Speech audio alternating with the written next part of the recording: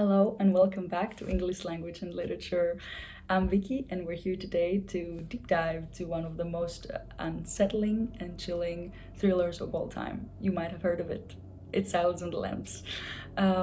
So without further ado, grab your coffee or your tea and make yourself cozy because we are going to dive into a spoiler-free review. Originally released in 1991 and based on the novel of Thomas Harris in 1998, the film is one of the very few thrillers that have won the Best Picture at the Oscars. And honestly, it deserved every beat of that win, probably all the 5 Oscars that the film won that year.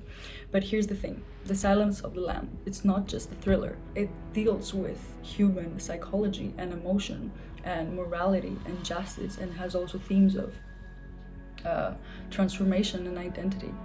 One of the core plots of the story is Jodie Foster's character, Clarice Starling, played of course brilliantly by Jodie Foster.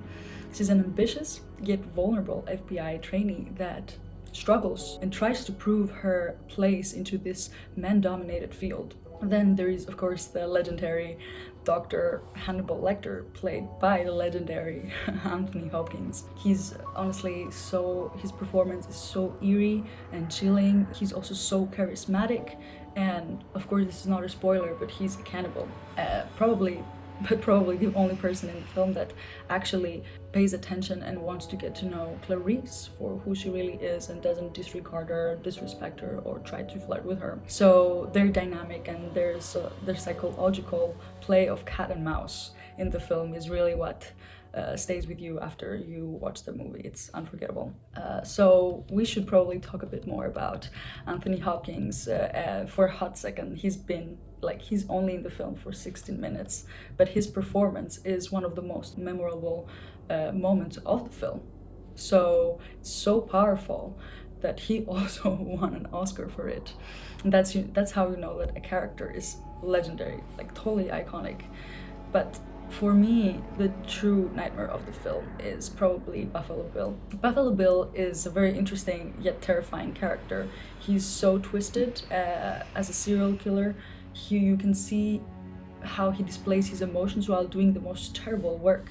You can see there is a bit of remorse, and he even feels for his victims, but still he continues. His obsession with transformation adds an even darker layer to the film. Now let's talk about what makes The Silence of the Lambs stand out. It's the way it's crafted. Of course, we need to hand it out to Jonathan Demme. Use of intense close-ups. I feel like this is also what makes the film so intense, sometimes even claustrophobic. You get like this claustrophobic feeling of, yeah, you just need to see it. And of course, it wouldn't have been a compelling thriller without the score.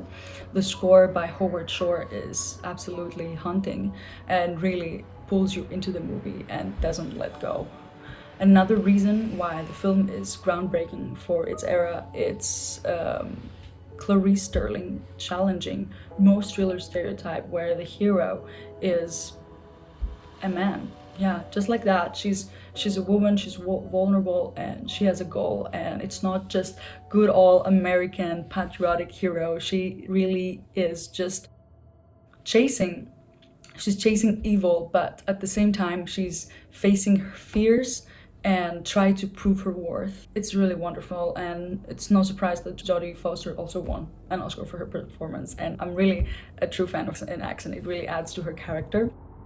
Decades later, I feel like you hear this phrase, "Oh, this is the best thriller since Silence of the Lambs." I think that was what they said for Long Legs, but still decades later, Silence of the Lambs remains a masterpiece and probably like a thriller that you compare other thrillers to. It's foundational, and it's a rare blend of drama, psychological horror, and really like in depth of human emotion that keeps you thinking long after you've seen the credits of the movie roll. So it makes us question the fine line between good and evil, and how typically people that are called monsters are not always who they seem to be. You can also see it through Hannibal Lecter and how he has done terrible things, but at the end of the day he's still very human when he talks with Clarice. So whether it is your first time hearing about it or your 100th rewatch of the film, Silence of the Lambs is definitely a film that will stay with you. Thank you so much for watching the video, and if you like this video, please click like and subscribe, and let us know in the comments what was your favorite moment of the film.